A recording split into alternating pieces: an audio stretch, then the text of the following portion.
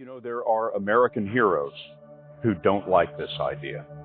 Neil Armstrong, Gene Cernan have both testified against commercial spaceflight in the way that you're developing it, and I wonder what you think of that.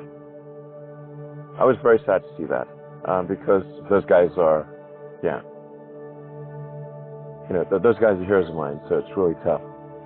I wish they would come and visit and see the hardware that we're doing here. And I think that would change their mind. They inspired you to do this, didn't they? Yes. And to see them casting stones in your direction. Difficult. Did you expect them to cheer you on? So they're hoping they would. What are you trying to prove to them? What I'm trying to do is to make a significant difference in spaceflight and help make spaceflight accessible to almost anyone.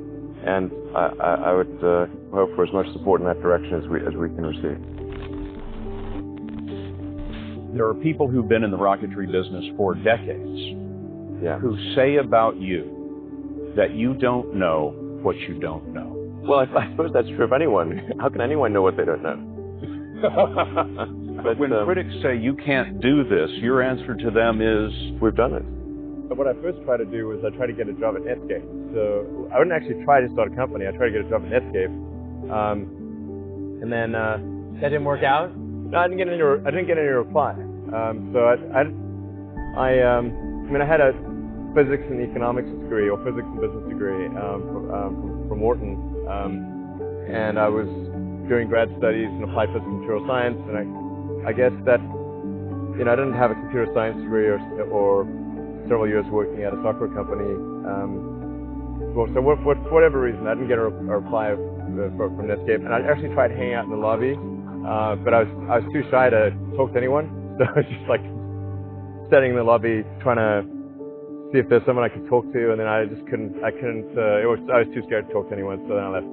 So after my third trip, I said, okay, well, what we really need to do here is try to solve the space transport problem. And started SpaceX. This was against the advice of pretty much everyone I talked to. One friend made me sit down and watch a bunch of videos of rockets blowing up. Let me tell you, he wasn't far wrong. It was tough going there in the beginning because I'd never built anything physical. I mean, I built like little model rockets as a kid and that kind of thing, but I never had a company that built anything physical. So I had to figure out how to do all these things and bring together the right team of people. We did all that and then failed 3 times.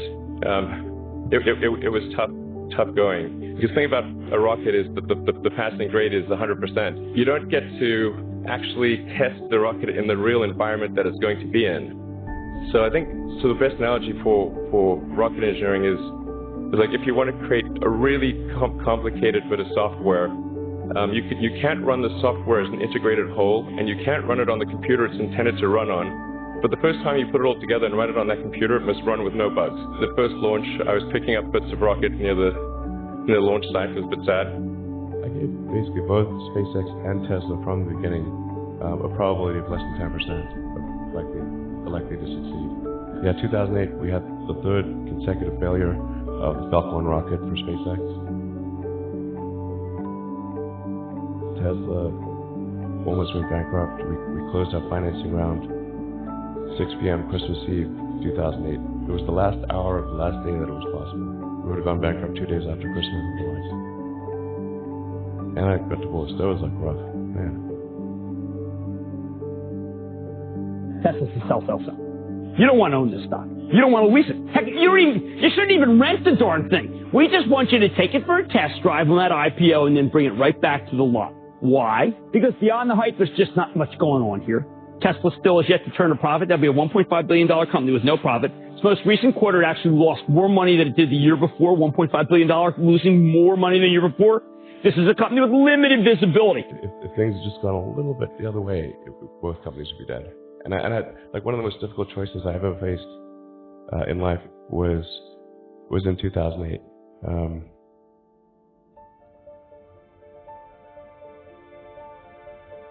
I think I had maybe $30 million left, or $30 or $40 million left in 2008. I had 2 choices.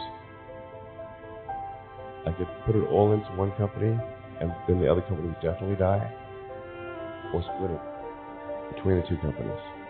And if I split it between the two companies, then both might die.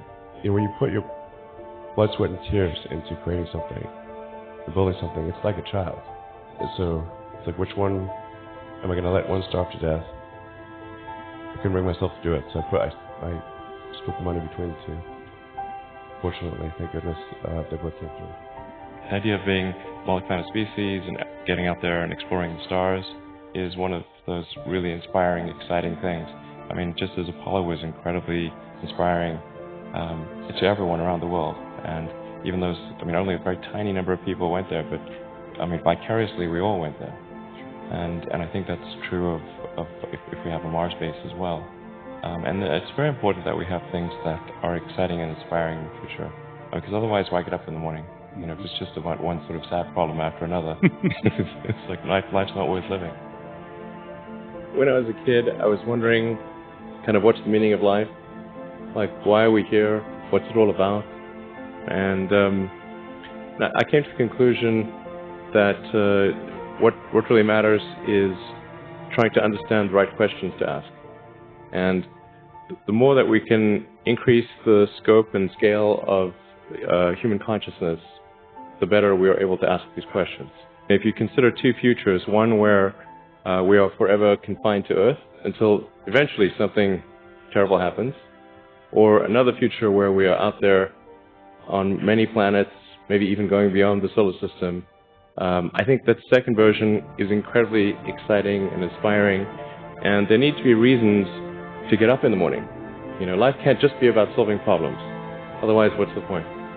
There's got to be things that people find inspiring and make life worth living. When you had that third failure in a row, did you think, I need to pack this in? Never. Why not? I don't ever give up. I mean, I'd have to be dead or completely incapacitated. 8 weeks later, Musk bet the company on another flight. We have liftoff. And this time around, everything worked. Perfect. If that fourth launch hadn't worked, that would have been it. We would have not had the resources to mount a fifth. You couldn't have gone out at that point. Yes, death would have been, I think, inevitable because we did not have the resources to mount a fifth launch. I'm probably not the guy that most people would bet on. Who wins? It's like a little kid fighting a bunch of sumo wrestlers. Usually the sumo wrestlers win. We're a little scrappy company. Every now and again, the little scrappy company wins. And I think this will be one of those times.